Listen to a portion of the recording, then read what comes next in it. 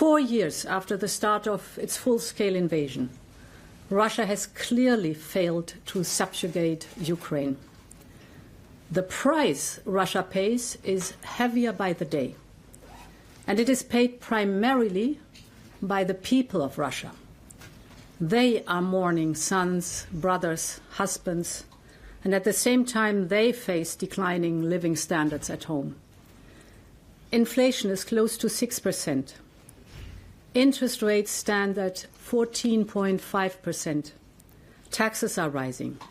This is the real cost of Putin's war for Russian citizens. And on top of this, our sanctions keep biting hard and cutting deep. They are weakening the economic foundations of Russia's war effort. Sanctions have effectively cut off Russia from global capital markets. Russia's economy is slowing sharply. Growth is sluggish at best. The budget is under growing pressure. More than 2/3 of the liquid assets of its sovereign wealth fund are gone. Energy revenues fell by around 40% in early 2026. Hundreds of vessels from Russia's shadow fleet have been targeted by our sanctions. Export controls are depriving Russia's defense industry of critical technologies and components. So our consistency with the sanction packages is paying off. Today we are putting forward the 21st sanctions package. We focus on the sectors with the highest impact, that is energy. It is financial services and crypto. Trade, and this time it includes for the very first time fisheries. And we are banning the entry of former Russian combatants into the European Union. Let me start with energy. The conflict in the Middle East and disruptions to global energy supply chains have eased some pressure on Russia. So the objective of our package couldn't be clearer. We want to maintain the full intensity of our sanctions. And the way to do this is to ensure that Russia's profits from oil sales remain contained. Our oil price cap has a built-in adjustment mechanism to follow the market. It was not made for market shocks like the one caused by the closure of the Strait of Hormuz. So we propose to simply pause the adjustment until January next year. This will give oil markets time to stabilize while preserving pressure on Russia's revenues. At the same time, we will continue targeting the shadow fleet. Today, we propose listing 30 more vessels on top of the 632 already sanctioned. For the first time, we are also targeting vessels that assist the shadow fleet. For example, providing bunkering and other services. And we propose targeting critical infrastructure, such as ports or airports or refineries, trading or processing Russian oil. Finally, we propose restricting the sale of LNG tankers to Russia, just as we already did for oil tankers. My second point is on financial and crypto restrictions. We are expanding our transaction bans to 31 more Russian banks and to 20 banks, crypto firms or platforms and oil traders in third countries.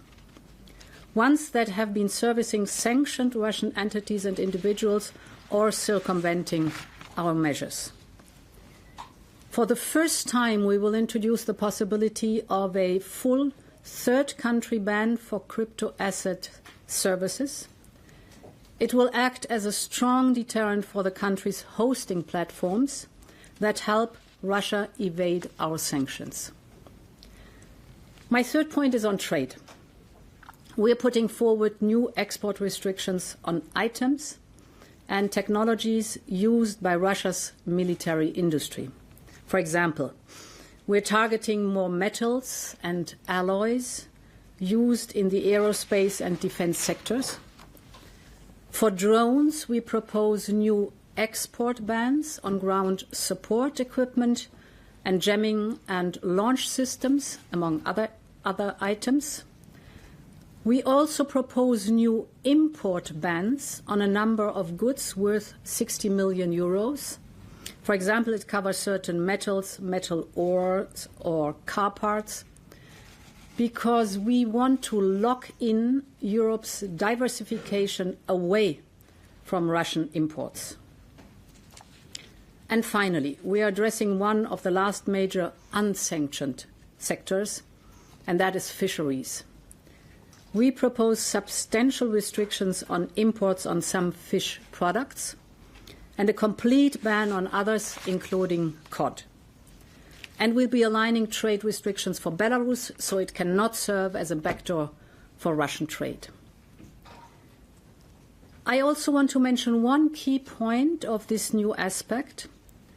We propose for the first time to ban from entry into the European Union anyone who has served in the Russian armed forces since the beginning of the war. So, Europe stays off limit for anyone who has participated in the invasion of Ukraine, as simple as that. And finally, at the same time, we provide relentless support to our brave neighbor, partner, and future member of the European Union, Ukraine. Yesterday, we delivered almost 3 billion euros from the Ukraine facility. And still this month, we will issue the first disbursement under our 90 billion loan to Ukraine. So by the end of the month, we will provide Ukraine with 6 billion euros for drones and more than 3 billion euros worth of macro-financial assistance. And of course, more disbursement will follow soon. And to conclude, one thing I admire the most about our Ukrainian friends is their unbreakable determination to belong to our European Union. That's impressive. They are delivering reform after reform, while their cities are under attack, while the sky above them is filled with smoke, while air raid sirens across the country. Despite all this, they are making extraordinary progress on their reforms. And clearly, Ukraine has delivered. So it's high time for us also now to deliver. And we now have the historic opportunity to do so. In the next days, we will open the first cluster with Ukraine and Moldova. And this basically opens the door to the next phase of the accession process, the formal start of negotiations. And I do not need to tell you that the Commission stands fully ready to support Ukraine on its path to our European Union, where they belong. Thank you very much for your attention.